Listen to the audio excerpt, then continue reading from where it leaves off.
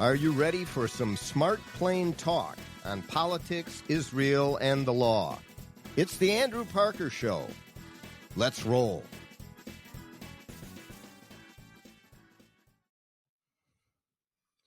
Welcome to another episode of the Andrew Parker Show, and this is a very special episode indeed, as we have as our we're honored to have as our special guest Steve Hunegs, Executive Director of the Jewish Community Relations Council of Minnesota and the Dakotas, covering Minnesota and North and South Dakota, as the voice of the Jewish community in the upper Midwest here in Minnesota and the Dakotas. And as the voice of the Jewish community, you might guess that his job has doubled or tripled of late with really world affairs, as often happens in history somehow. The constellations all circle around the state of Israel and more so the Jewish people.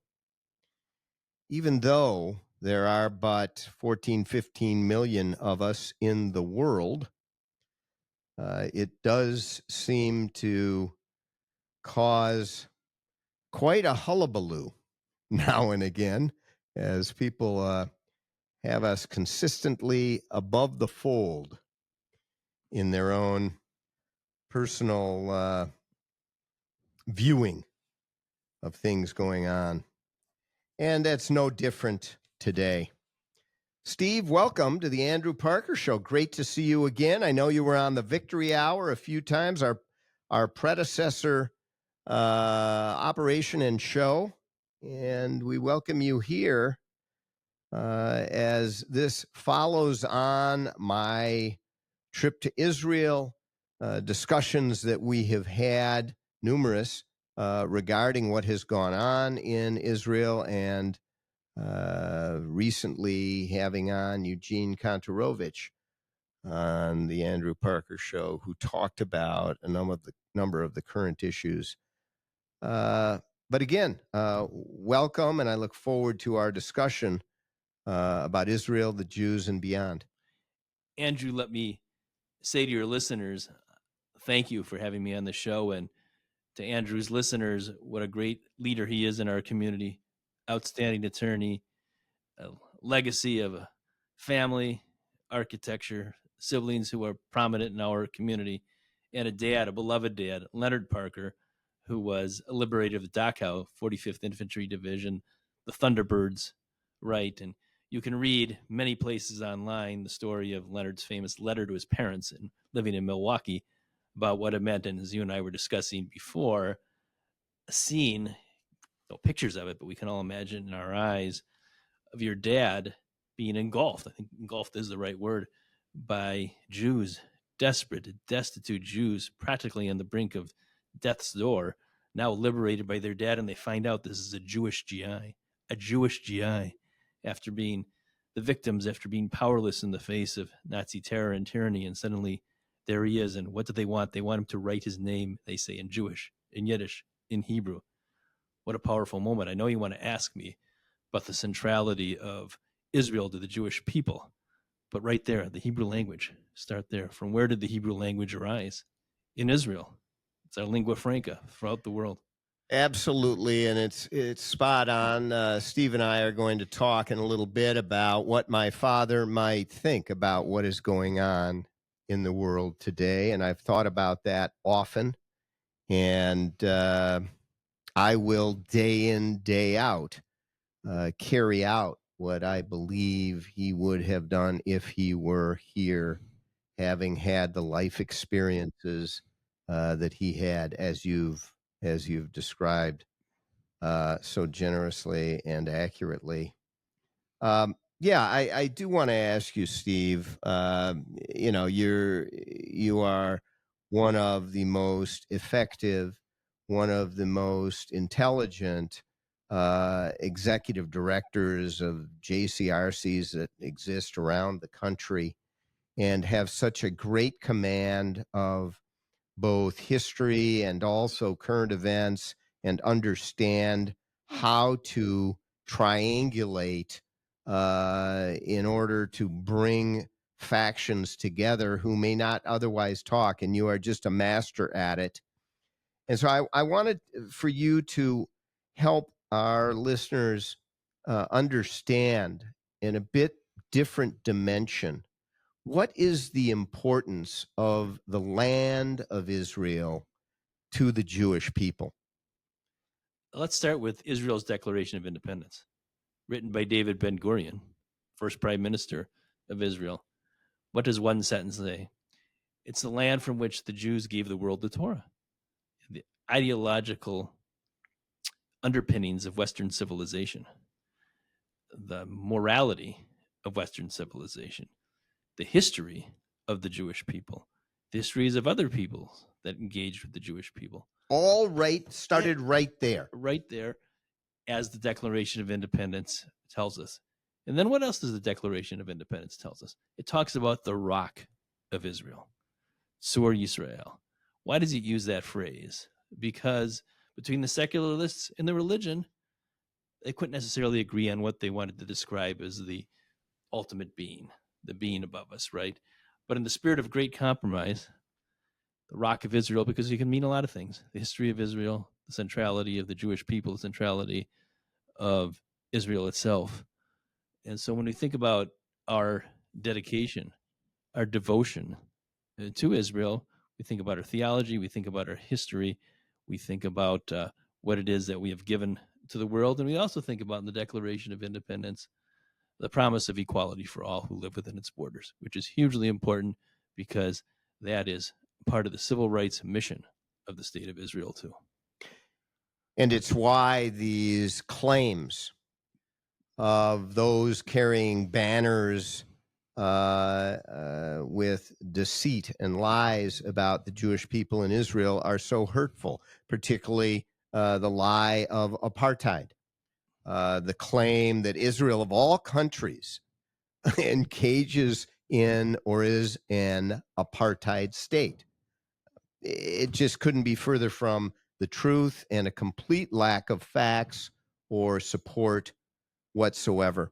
The reason that I started with the discussion of the importance of the land of Israel to the Jewish people is because I am troubled by the apparent ignorance of this when it comes to statements made by endorsed candidates, particularly at this point in the Democratic Party, but both parties have issues when it comes to the Jews. I think, to be open and honest about it, at this point, at this time, the Democratic Party has much more significant issues with it presently. And in addition, it's a new phenomena within the Liberal Party, a party that likes to hold itself out as being a protector of those who are minorities, which certainly the Jews are. And when I say endorsement, giving their endorsement to ideas that are being put out there by candidates, that is a choice that a party makes. A party doesn't have to do that. Mayor Kahane was shut down in the state of Israel and couldn't run.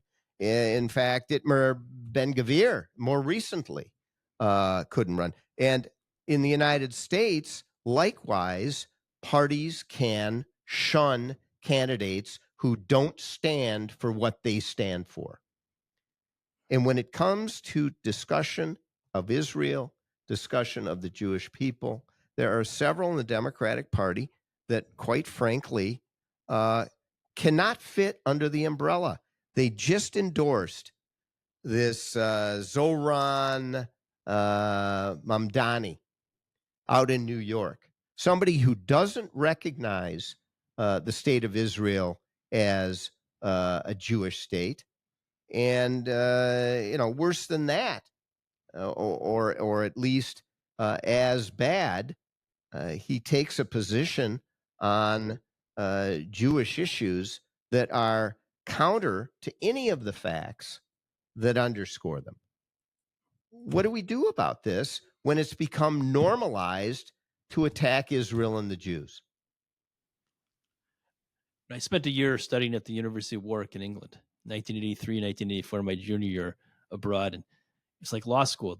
We took our classes, and at the end of the year, we took our exam, and that was it for our entire grade. And there was something called the Gobbets paper, and they would give you little quotations from from from things that you would have read, and you would go. The way to answer the questions was you had to go from the specific to the general. And the specific was identified who said it, why they said it, what was the context of what they said it, and build it out from there. That's how I want to answer your question. Okay. All right. Okay. I'll allow it. give me a minute here, and then we'll get to this point about Democrats and their statements. Okay. But I want to build a little context around it. Okay? Yes, of course. I'm putting Steve in a very difficult spot because politically, he needs friends on both sides of the aisle, as do the Jews, yes, 100%. consistently. And I understand it well. But I no longer am bridled by having to kowtow to one side or the other. I just say it the way I see it. Like an umpire, ball, balls, and strikes. That's it. There you have it. Okay. Let's take what they call the horseshoe theory of anti-Semitism. Okay. And that is where the hatred and terrorism of the left, the far left, and the hatred of the terrorism of the far right meet is at the Jewish people. You've seen this in this country. Go back as you and I were talking before show. 2018, attack on the Eitz Chaim congregation in Pennsylvania. Next year at the Chabad in Poway, at the Orthodox congregation outside of San Diego, a murderous attack perpetrated by people of the right. Okay. COVID, last few weeks, what have we seen? The attack on Governor Shapiro and his residence in Harrisburg, Pennsylvania. The murder of the two Israeli embassy staff in Washington, D.C. The flame throwing, how we call it, the flame throwing in Boulder, Colorado, perpetrated by people of the far left, seemingly motivated by anti-Israel animus, which is really, of course, anti-Semitism. Okay. So this is an ugly, awful phenomenon which puts the Jewish people in opinion. So keep that idea in mind. Another thought, anti-Semitism itself tends over time to wrap itself in whatever is the popular idea of the day. Now, what do we hear around college campuses and other places? Increasingly, by the way, infiltrating into high school curricula and the like. The greatest evil in the world is colonial settler. The people, purportedly that have been exploiting the planet forever, X, Y, and Z. Of course, it's now ascribed to Israel. It's now ascribed to Jews. Go back in time. Jews were the hyper-capitalists. Jews were the hyper-communists. Whatever it is that people despise, it is what the Jew is, right? Okay. So now I'm getting down. It's so outrageous to call the Jew a colonial oppressor. I mean, it's just embarrassingly ridiculous. So now I'm getting down to my point, right? What you hear from many elected officials, you're right, often from the left, you're right, often from Democrats, you're right, is derivative of all of these points because they are simply repeating popular culture that Israel is a colonial settler state engaging in apartheid, ethnic cleansing, you name it, whatever calumny diatribe that you want to add. And so it gets, I hate to say, sort of dumbed down to the level in which some elected officials repeat these lies. And this is they can get votes with it now. They can. Well, okay. Let's go back to your point about Mr. Mamdani, the presumptive Democratic nominee for the mayor of New York, city in which 12% of its population is Jewish, the largest Jewish city in the world in terms of population, just to keep that in That's background. Right. Yes. I read a good analysis today. There are many reasons he won. We don't have to go through them. They're not germane to our discussion. Okay. But his anti-Zionism is fervent anti-Zionism. His refusal to condemn the phrase global intifada, right? His statement that he'll never go to Israel because he'll arrest Bibi Netanyahu if he comes to the UN. Yes, etc. Chapter and verse. Okay. It did not disqualify him. Quite the contrary, he won. He won. He won. So these messages have become normalized within the Democratic base, and that you wake up one day and that exists. That's our reality. What do we do with it? And I want to make one more point, and then two more points, and then we'll try to get back to that discussion. Yeah. Okay. We used to play a parlor game, right? Who would be America's Jeremy Corbyn? You know, who would rise to the highest levels as Corbyn did as a Labour Party candidate for prime minister, who evinced just horrible anti-Israelism and coalesced around him the worst anti-Semites you could imagine, right? Yes. Well, I think you have a candidate, Imam Dani, right? Really? Yeah. And on top of it, he's far better looking in a way. He's far more photogenic. He's articulate. He's articulate. He's 33 years old. He knows how to make his case. He's social media savvy. In a way, he's far more of an obstacle than Jeremy Corbyn ever was. Oh, yeah. Potentially. But to your point, and another point too, and we have to address problems on both sides, of course. And that is, this great debate over the president and the president taking decisive action, as you saw in our statement, which we applauded, to destroy the three nuclear the JCRC applauded Donald Trump's action. Yes, you saw it. You read it. Yes. Okay. But look at the debate it inspired, I guess, what they'd call the isolationist right.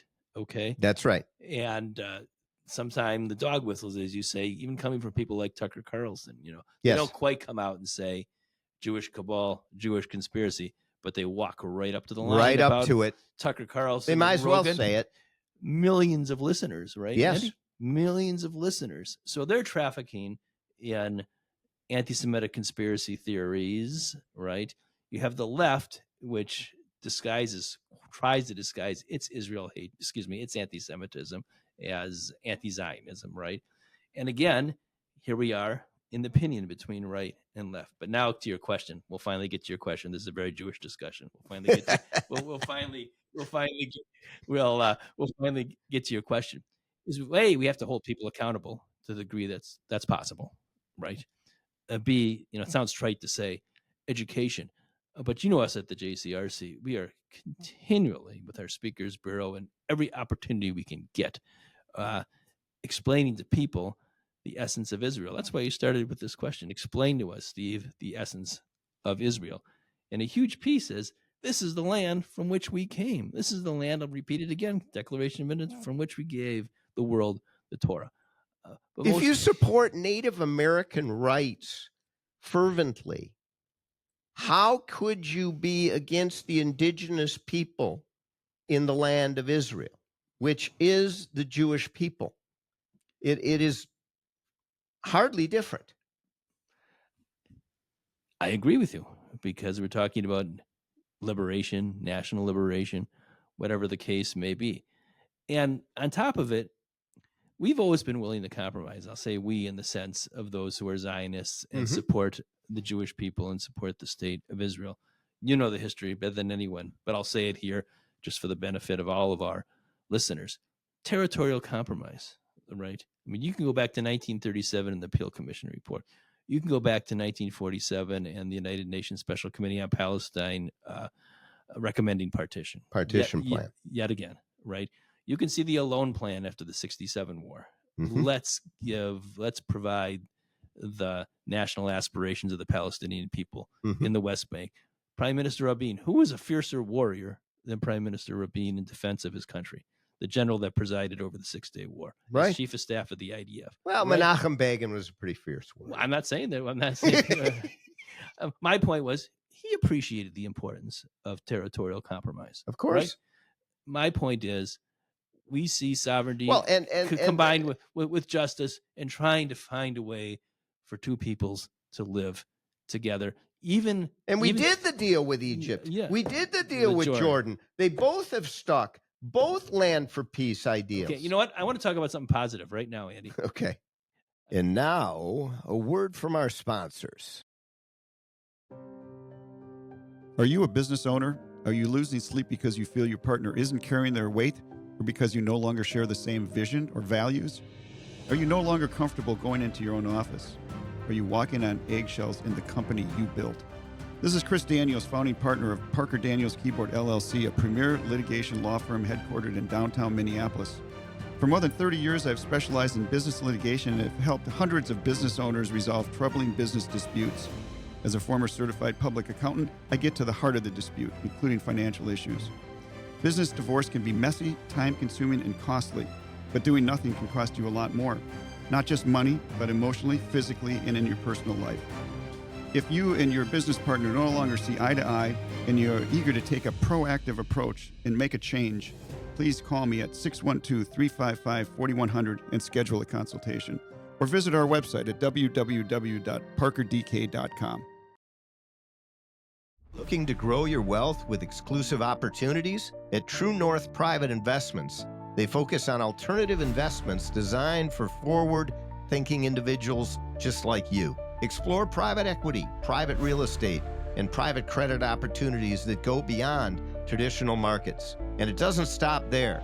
Their experts craft unique tax strategies to help maximize your returns and minimize your federal and state tax liabilities. Your future deserves innovation. Your portfolio deserves True North. Call them today at 619-455-0275 or visit investtruenorth.com to get started.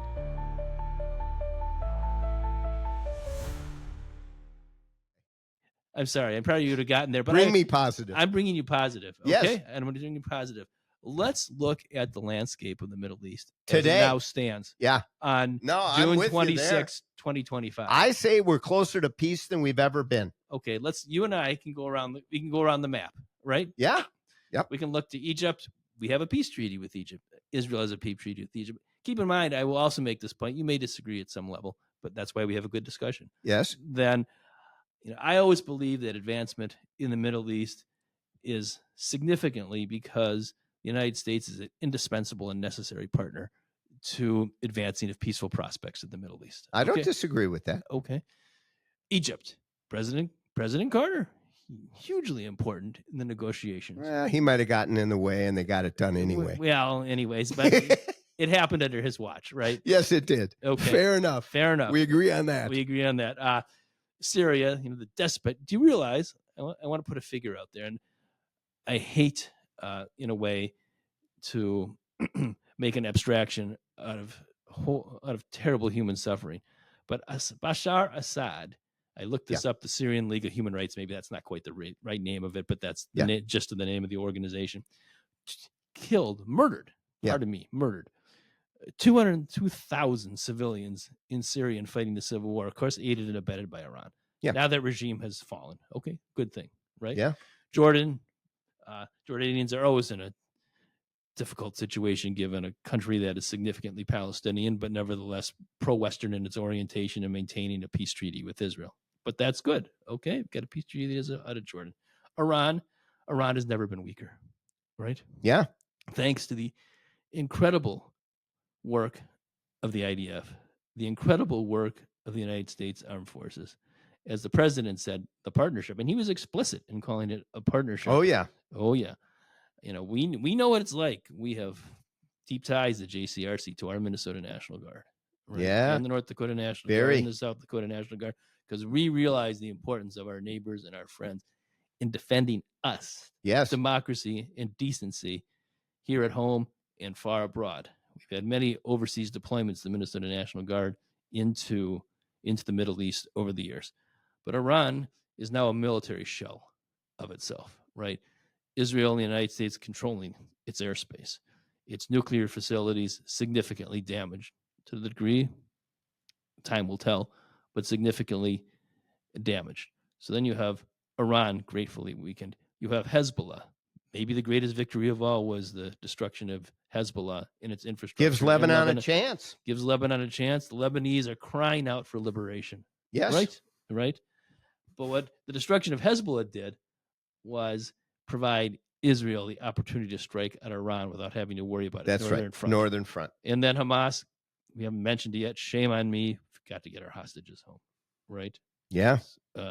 As soon as possible, and find a way. And I think the president, and I said this, I'm wrong about everything in life, but maybe I was slightly clairvoyant about the last point. I said, okay, president's elected for a second term. Israel supporters, this president wants to get his way, right? And if you stand in the way of this president on any given issue, you can get run over.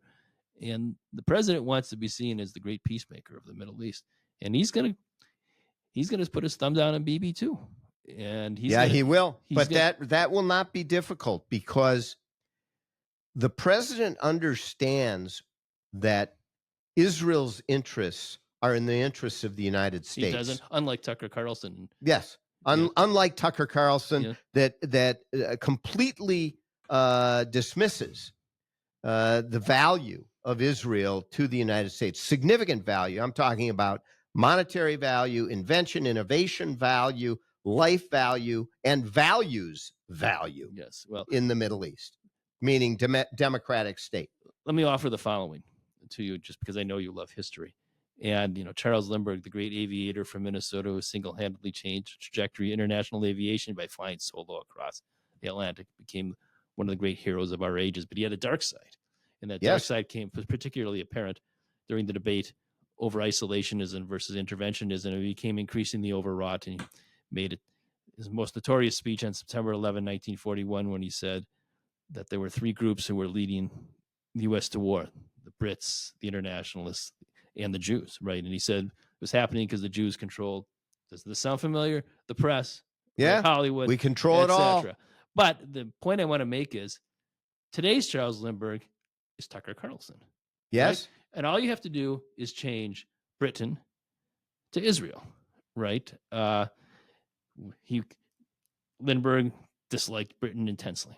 Tucker Carlson dislikes Israel intensely, right?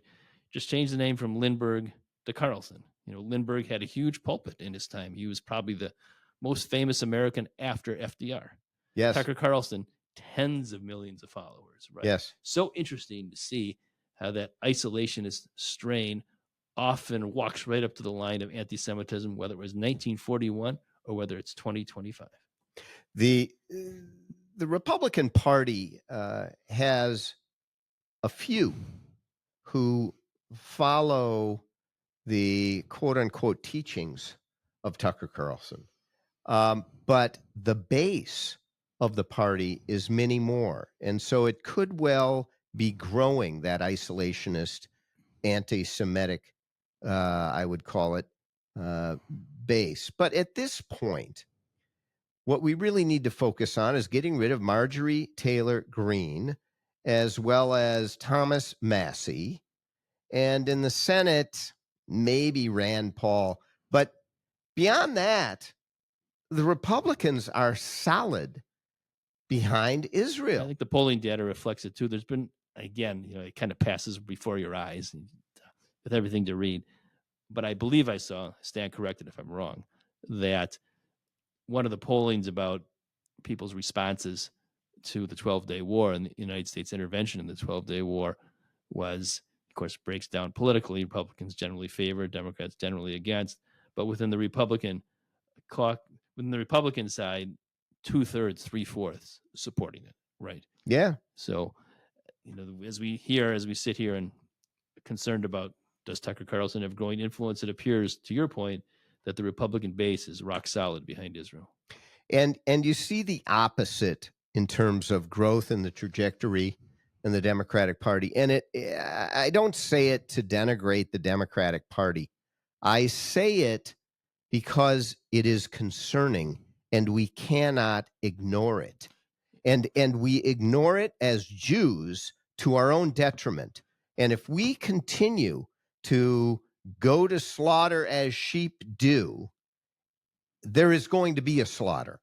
And we have to wake up and say to the party, you must change, or we're going to, take different actions than we have been over all these years. Normalization of these anti-Israel, frankly, anti-Semitic because that's what it is when it's anti-Israel, the only Jewish state in the world.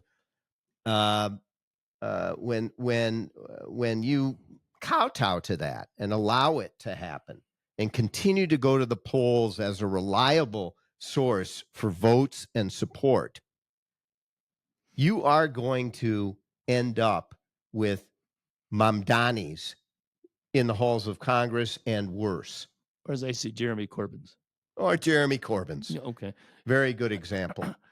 Let's look at the misalignment because, and I say misalignment, generally speaking, 70% of American Jews vote Democrat, or at least the Democratic presidential campaign. Yes. Maybe slightly less now, but broadly speaking, the truth. Okay. We'll go with 70. 70. Okay. Look at the statements then of the URJ, Union of Reform Judaism, AJC, JCRCs, ADL, all mainstream federations, all mainstream Jewish organizations, all firmly supporting what Israel did. Okay, and the actions that Israel took, and the actions of the president with respect to Iran. Okay, let's just say, for the sake of argument, 70% of those organizations are Jewish in a way that, or 70% of the people who attach themselves to these organizations probably vote Democrat. Okay. Maybe less, maybe more, given a different organization, but a majority and then some. Okay. But to your point, Fetterman, Steny Hoyer, members of Congress, Greg Landsman, representing Debbie Wasserman Schultz, representing large Jewish populations in their concern. Angie Craig. Thank you. Angie Craig, thank you. Of course, we should say Angie. But beyond that, as they say, the pickings get pretty slim. Quickly, as to people who have come to Israel's defense. Much of it has been hidden behind the discussion of the War Powers Act. Sadly, not even Amy Klobuchar. And I'm going to call her out because she's been a good friend for 30 years at least of mine. And, she spoke at, I don't know, I received an award for something. And she spoke and gave, very kind remarks. And we had real disagreement on the JCPOA.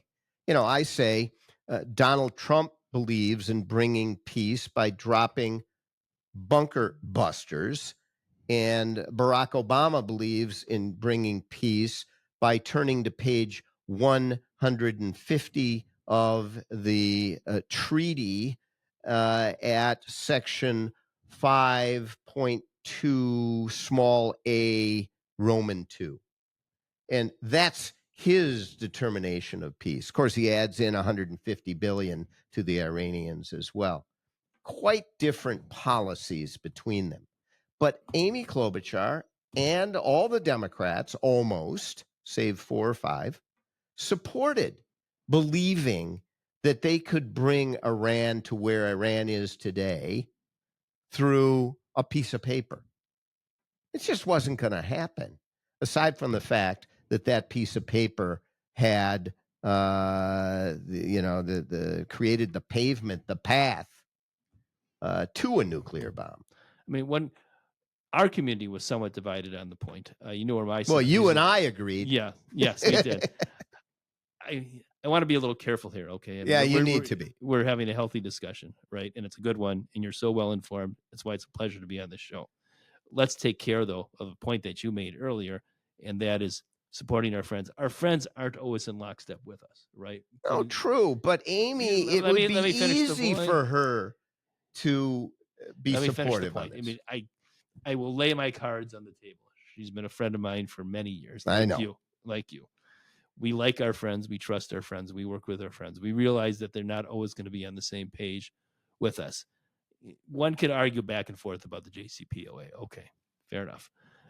We're in a different place now, and this is why I'm actually more concerned. Okay, and of the disalignment, or the whatever word we want to use for it. And I think we have to have conversations with our great friends like Senator Klobuchar about this issue. Misalignment, that's the word I want to use. Yes. Because we have a fundamental misalignment now with respect to Iran and the actions of the 12-day war. But what do we do with friends? We don't berate them. We don't necessarily criticize them. We don't hound them. We sit down and have a healthy conversation because we trust each other and know each other and realize that we derive strength from the friendship that we have with our friends, right? It's a really dangerous thing in politics to grapple with your friends in a way that does not reflect good faith. The best example I can ever say, if you ever read Arthur Ashe's book, and of course, Arthur Ashe, such a fascinating person from Yes. Virginia, played tennis at UCLA, and he was struck by the fact he had a couple Jewish teammates at UCLA where he played tennis, and how different they were in their views towards Judaism. It was really interesting to him. This is sort of a sidebar, but he's commenting in the book. Days of Grace is the name of the book. He's commenting in the book about anti-Semitism and Farrakhan and how Farrakhan upheld him, right? And then he comes to the conclusion that maybe it's easier to attack your friends than it is your enemies, in a way. And so we have to avoid falling into that trap. Okay, we can have good faith policy discussions. We agree about that, and you know, from having worked with me, I was on the JCRC board. Thank you for your and service. Worked with Steve for many years, and very much enjoyed it. Although, as Steve knows, became quite frustrated a number of times. Steve talked me out of resigning, and we had many interesting discussions. Because I disagreed with most on the board on a number of different issues. But the important thing was that I understood and the board understood, but most importantly, you understood that there are friends and there are potential friends. Yes. And we need to be talking to people in order to not polarize, but to bring about good faith debate. And I agree with that entirely. And I have always talked about Amy Klobuchar's positions in that vein. But I won't be shy, nor will she, when we disagree. And it's okay to do that. I expect her, when the chips are down, to stand by the Jewish people. And I felt let down by that on the JCPOA. Fair enough, right? But I like your point about she will stand with us when the chips are down, right? Yeah. Okay. I'm hopeful. You are hopeful. I mean, I don't know. Because of the JCPOA, I don't know, because the chips were pretty down there about what we were going to do. Now, Donald Trump took care of that, taking a different tact, being in a position to be able to, many people would say, because of the Israelis had opened the door for that. But he did it, and it was historic. Amazingly historic. And you're absolutely right. I think he is going to take advantage of this opportunity, this window of peace, into peace, to sign a number of deals. You know, Bibi has been proven to be so right with respect to Iran over time. Right? Yeah. That's his issue. He's a hero of Israel on that issue. I, just to express a private opinion, have at times been frustrated by him on Palestinian issues, never on Iranian issues, but on Palestinian issues. And we can disagree on that. Yeah, okay? We can. Okay. And I believe that this president, and I said it, just repeating what I said before, but maybe with slightly more context, is going to push Bibi on the Palestinian issue. And I would believe that, just based rank speculation, let's put it that way, as the discussions went back and forth between the prime minister and the president upon the president's engagement, our engagement in attacking the three facilities, that, you know, this comes with some quid pro quo. And the president wants peace, and the president wants progress made in the Palestinian front, and he's going to expect it from the prime minister. We have reached the point in the show, Stephen, for predictions. I am going to give you my predictions for the Middle East first, and then I would be very much interested in hearing yours. So, I believe, the optimist that I am, that the thousands, it might be thousands of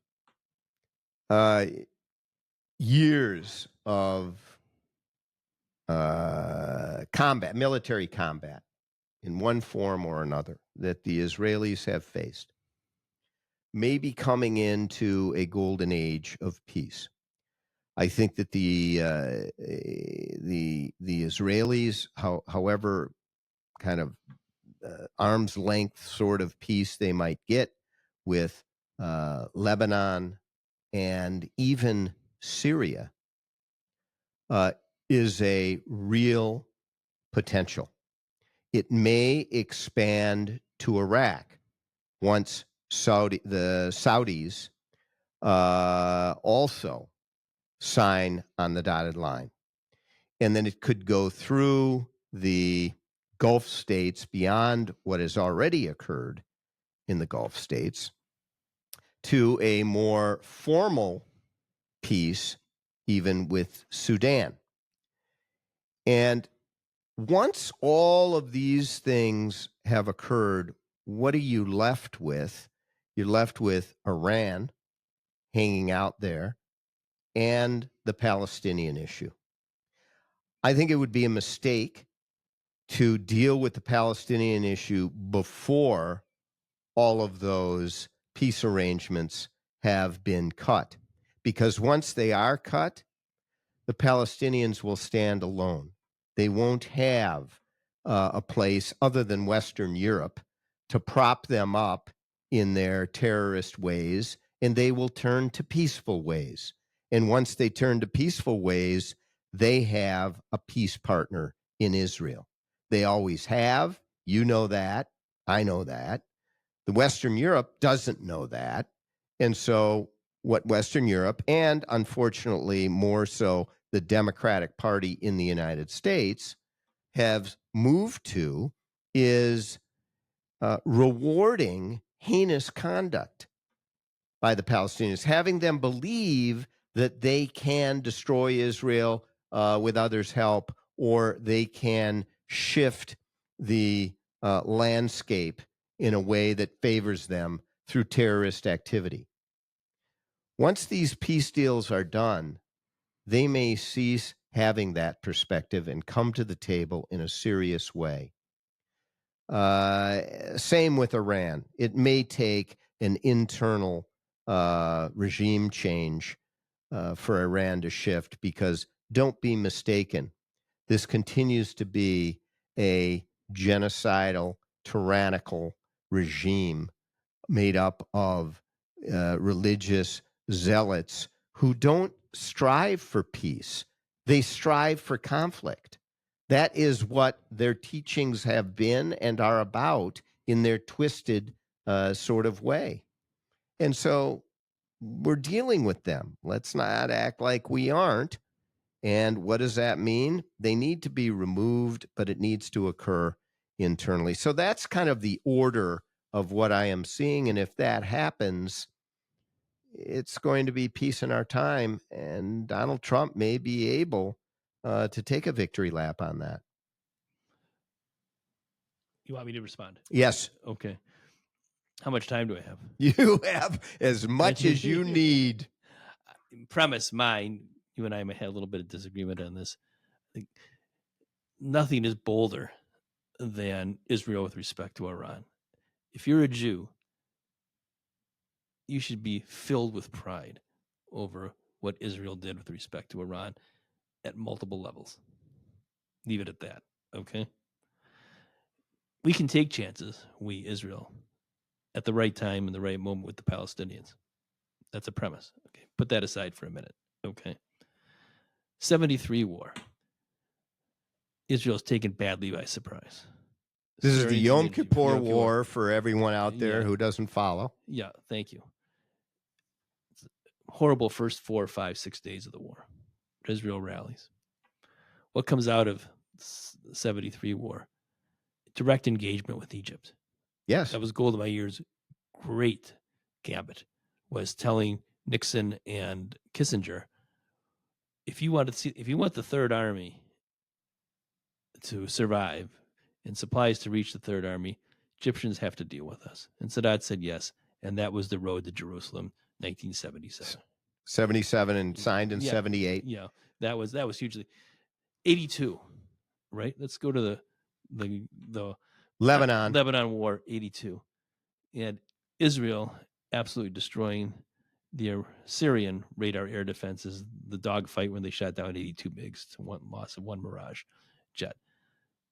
Again, on the heels of the disaster of the 73 war, at least the initial days. What did that lead to? I think people pretty say maybe at a jagged line, but the loss of faith in the Soviet military throughout the world. And where does that lead you to? 88, 89, and ultimately the collapse of the Soviet Union, right? Now we're looking at a time again where Israel, this time, has made the Putin look foolish, right? Because he supplied much of the air defense, not Soviet times, now whatever you'd call Putin, right? And so another opportunity has arisen in the world. And it's unclothed Iran as the paper tiger that it is. Yeah, exactly. So 73 leading to negotiations and peace treaty between Israel and Egypt. 82 leading to the collapse, disintegration ultimately of the Soviet Union. Probably 2025, something's going to happen to the regime in Iran. The point I make to people is, especially our younger people, okay, who have this crabbed and misbegotten view of Israel. Israel is a progressive force, right? Israel is a peacemaker. Israel uses its military advantages to advance good things in the world. The collapse of the Soviet Union, right? Liberation of the Iranian people, liberation of the Persians, right? Give it opportunity. Peace following decades of war with Egypt and with Jordan and coming to the table each and every time. And that's what you talk about education, right? Andrew, you said,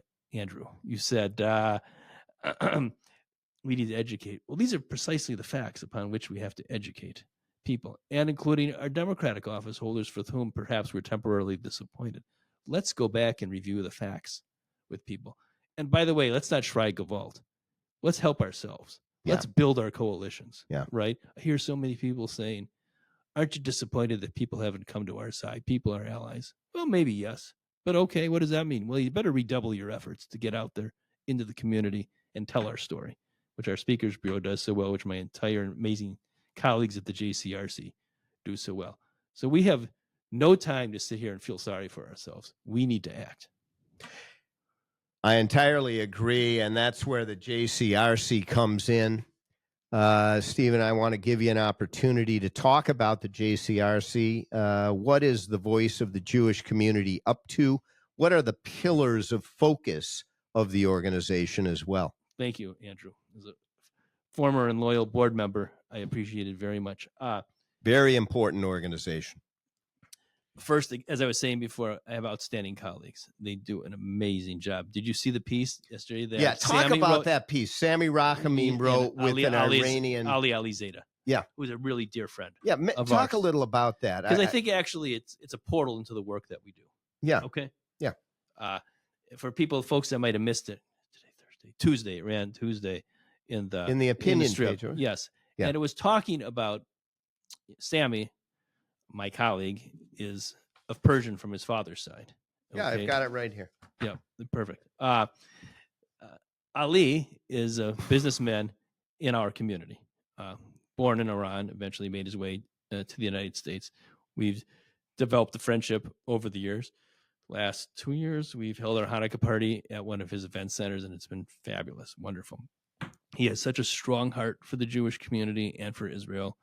He has many Jewish friends in the world, and he's not Jewish. No, he's not Jewish. No, he's Iranian. He's Muslim, isn't he? I believe it's what I don't know if that matters. He's right. He's Iranian, and he chooses to align himself with democracy and the Jewish people in the United States and the like. And here they are, joining essentially in a statement of hope about the future. First, in a defense of the steps that Israel and the United States needed to do to take on this tyrannical and nuclear weapons obsessed regime, which has been nothing but the source of awfulness since they took our hostages on November 4, 1979, right? And everything that's followed ever since. The point being, we need to build bridges. That's what we're doing. When Ali and Sammy signed the same document too. in the Star Tribune for everyone to see, and when I go meet with Senator Klobuchar or Senator Smith and our members of Congress, this is what I'm bringing to show them, Right? Yes. This is what we can do. Okay? This is the essence of the work of the JCRC. Finding our friends, making our allies, helping them, they help us, reciprocity, partnership building. This is the way of the United States of America. Both of these guys have Iranian ancestry. Yes. One a Jew, one not, coming together, looking at current events and issues that have arisen, and talking through them in a way that brings them together instead of tearing them apart. It's an absolutely fabulous article in the opinion page, Star Tribune on Tuesday.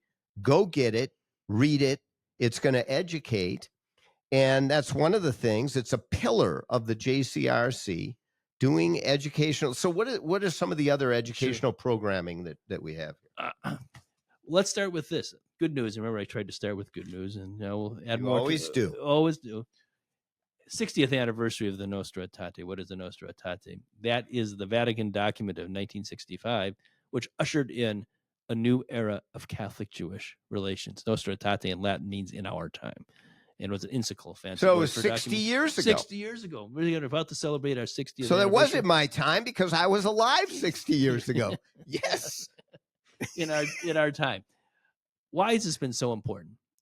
Because the document itself said anti-Semitism is a sin against God. Jews are not collectively responsible for the death of Jesus. For so long, Christian anti-Semitism, theological anti-Semitism, was rooted in the blaming of Jews for the death of Jesus. Okay, and equally importantly, that the Jewish covenantal relationship with God remains intact, despite or congruent with the Christian belief in the resurrection of Jesus. In other words, Jews aren't condemned to wander the planet forever, divorced, decoupled from God.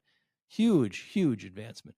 And if you squint, maybe you can make out a little bit of a theological justification for the state of Israel in the Nostra Aetate. But what you saw, particularly starting with Pope John Paul II, going to the first pope to visit a synagogue, first pope to make an official trip to Israel, pope who left a message in the Western Wall, and all the successive popes, Pope Benedict, Pope Francis, Pope Leo, I'm sure, will follow literally in the footsteps of these popes, have led or demonstrated the upward trajectory of Catholic-Jewish relations. And we reap the benefits, particularly in North America, where our relations with the Catholic community are very powerful and strong. And we're celebrating this. And here are the people we bring together to celebrate, talking about the work of the JCRC, the J. Phillips Center at St. John's and University of St. Thomas, the Archdiocese of St. Paul in Minneapolis. We have no better friends, speaking of good friends, than Archbishop Hebda, by the way. The JCRC, other Jewish organizations are all going to come together and celebrate. And sort of this is what I'm talking about. Steve Hunegs, the bridge builder. And bringing people together. That's what we're doing. Yeah. And sort of the piece de resistance, I'm butchering the French, but that's okay. I don't speak French. Is Rabbi Skorka. Who was Rabbi Skorka? Rabbi Skorka was the dear friend of Pope Francis. They were both in Buenos Aires together when Pope Francis was the Archbishop of Buenos Aires. They became very good friends. Such good friends that they wrote a book together, book based upon their television and radio conversations that they'd have together. Rabbi Skorka is coming to our community to be our guest theologian, expert, academic, to talk about the Nostra Aetate. Here's a man who sat side by side for hours and hours and hours over years and years and years with Pope Francis. Okay, unbelievable. Coming to our community. Yeah, right. This is what we celebrate. Yeah, this is what we build. Beautiful, great work, Stephen. Yeah, really is. Security, that. Hugely important for us today. Wait, before you move off education, yes, are you still doing Speakers Bureau? Bureau? Yeah, the Speakers Bureau. Better than ever. Holly and describe that for a minute. Sure. We have two master teachers. I always, because I should applaud everybody on our team because they're all wonderful, and we have an outstanding board chair in J.C. Grace too. Holly Broadfarber, Sally Abrams, two master teachers. What they have done in conjunction with all of our staff. Hundreds and hundreds of speaking gigs every year, schools, high schools, church groups, and our approach has evolved.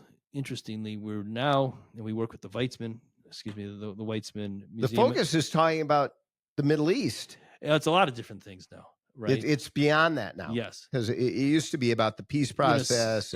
So much, especially since October 7, it's a long, involved discussion, all the places that we've had to deploy to deal with animosity engineered by the 10-7 war, by 10-7 massacres, etc. But we've really evolved in our thinking. And that is, you can't teach about anti-Semitism until you know something about the Jewish people. And the same thing goes about for Holocaust education. Yeah. Too. Dara Horn, who was a great writer and intellect, who came to our event, who was our annual event speaker 3 years ago. She's really been taken by what we've done. And because of that, she introduced us to the wonderful people at the Weitzman Museum of American History in Philadelphia. And so we're working somewhat closely with them as they're developing sort of cutting edge curriculum, how to tie all these pieces together. Israel, the American Jewish experience, fighting anti-Semitism. Who are the Jews, right? Because to talk about anti-Semitism, talk about the Holocaust without describing who the Jewish people are, misses more than half the beat. Yeah. Right. Yeah. And, we've come a long ways, still have a long ways to go, but I think we're becoming more effective. You talk about what it is that we do. And this is one thing, is how do we teach about ourselves? Education programming critical by the JCRC to eradicate what we are seeing in the streets, on college campuses, universities, what our kids are learning, and that is lies, ignorant facts grown from the gardens of ignorance. Good expression. How about the wasteland of ignorance? Yeah, wasteland's better. Although things grow in ignorance, unfortunately. They're weeds, though. That's true. They are weeds. I want to call something to your attention just because it's so fresh, and that's Susie Greenberg, now their third year, who's our director of Holocaust education, leading what we call the Power of Place trip. And that is to bring high school teachers who teach about the Holocaust to Europe. Okay. Oh, that's a great idea. This year, went to Austria, Poland, and finished in Rome, by the way. And Susie's just back, her first day in the office today. We had teachers from 12 different states. 12 different states. Wow. Well beyond our home territory, the upper Midwest. Out of the Minnesota Dakotas, yes. JCRC. Yes. 12 different states, and the rapport, the motivation, the knowledge that this group in particular, it's the third trip. Every year the trip gets a little better, right? Learn a little more, group cohesion and how to work with 20, 25 people traveling together at one time. I think was off the charts, according to Susie, this year. Fabulous. So great. And again, this is fourth hand. I wasn't there. I was far from there. I was back home. Susie's there. But one piece was they finished in Rome, as I said before. Mm-hmm. And the tour, the person who led the tour, because we want the teachers, while studying about the Holocaust, to know the living, breathing human Judaism, right? We're simply not people that were persecuted from 33 to 45. Right. Right. And they're in the Rome ghetto. You've been to the Rome ghetto. Mm-hmm. And they have a guide, a wonderful guide. And this is all, I'm relating what Susie told me. And people kept coming up to her, the guide, beautifully dressed people, saying, Mazel Tov, wonderful day. Well, it turns out it was their aunt and uncle's 50th wedding anniversary, and they're going to have a blessing at the synagogue. And so she invites all of the tour participants. There's only two Jewish people, Laura Zell and Susie. Okay. Mm-hmm. onto the trip and onto the synagogue. And so they're able to see this whole group, what a Jewish religious ceremony looks like. And then this beautiful moment where the aunt and uncle who are celebrating their 50th anniversary are blessed. Right? Yeah. But what does that mean? It just happens in synagogues across the country. But to bring people in to this embrace, mm-hmm. right, showing what Judaism means, what Judaism is, right, is hugely important. And this goes back to our theory that you can't teach about the Holocaust, you can't teach about anti-Semitism until you teach about the Jewish story. No, absolutely. I said across the country, I meant across the world. CV, so education programming. teaching about Jews, who the Jewish people are, security. Yes. Touch on security and anti-Semitism. And government affairs too. We should also talk about that. So just remind me that I want to talk about government affairs. Yeah. Thank you. When I started at JCRC World 18 years ago, right, we had Anthony Sussman, who did a wonderful job. 1/3 of one person handling the community security, and Anthony, by his own admission, was not a community security professional, although he did a hell of a good job, Right. especially building relationships with all levels of law I remember enforcement. that. You remember that from your time on the board. We now have 2 full-time security people. So compare 1/3 to 2/1. Yeah. And just to put it in mathematical terms, over 18 years, right? Patrick King, Rob Allen. Rob's our director. Patrick's a deputy. Unbelievable experience, intelligence. The resources that we now have, thanks to generous people in our community, the patrol cars, the 3 patrol cars, hundreds and hundreds of hours each year going to various institutions. What sort of security? I mean, I'm sure people are wondering, what do you mean security? Why do you have security, full-time security people, and what could they possibly be doing? We receive a lot of threats, right? And or Jewish organizations do, yes, or JCRC does, or Jewish organizations. Yeah. Leave it at that. And then, but we want to stay ahead.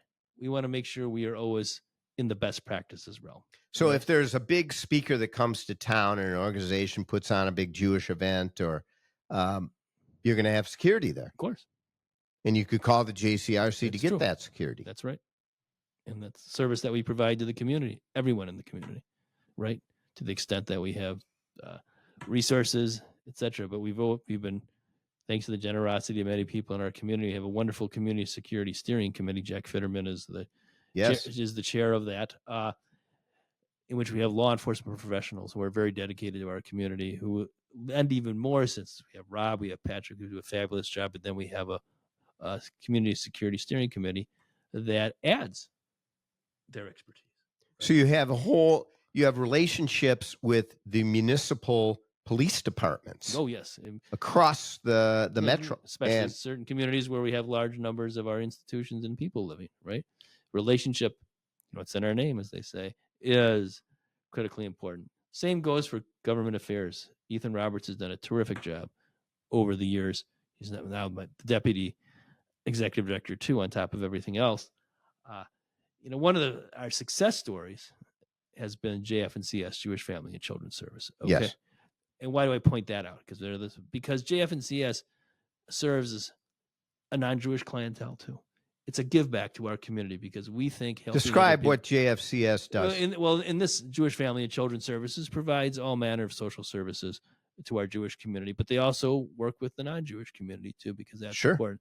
Something called the Parent-Child Home Program is something that is primarily almost exclusively serves the non-Jewish world. The theory is that if they can help in family settings improve life at home, children have a better chance to strengthen their educational journey. Okay.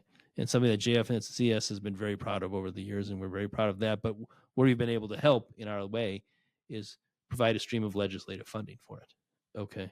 So yeah, and that's real money. That's real money. JFCS can raise money, nickel and dime here or more, certainly, but the legislature adding on is a key. The point is, that's what we do. Of course, Ethan does a tremendous amount of work for Jewish community interests, but also relative to JF&CS and this particular program, which benefits largely the non-Jewish community. We're there to help everybody.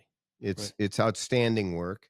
It's God's work, and the executive director of the Jewish Community Relations Council, Steve Hunegs, has been given by the Almighty particular abilities and skills that few have, and thank God that you have agreed to step forward and take on the role for so many years for such important work for our community.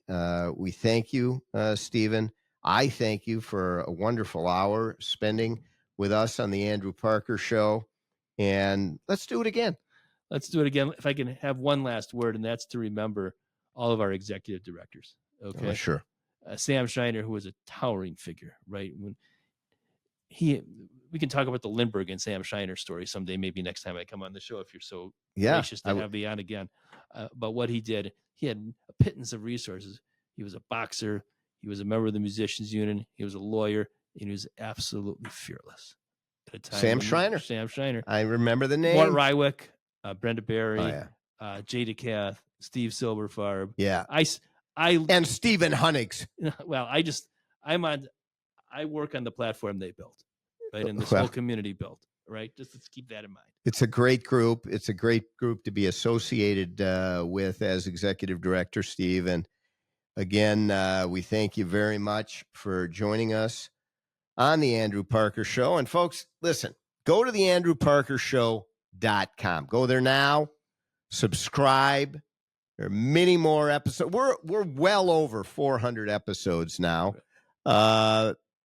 And you can get the same type of background, history, legal, political analysis, discussion, and opinion on the andrewparkershow.com, as you heard today on today's episode. Subscribe, follow us, go send us a text, give us a call, 952-522-2818. And until next time, be kind to your neighbor. For more smart, plain talk, go to theandrewparkershow.com. Learn about all of your listening and viewing options. And remember, all the great things are simple, and many can be expressed in a single word: freedom, justice, honor, duty, mercy, hope.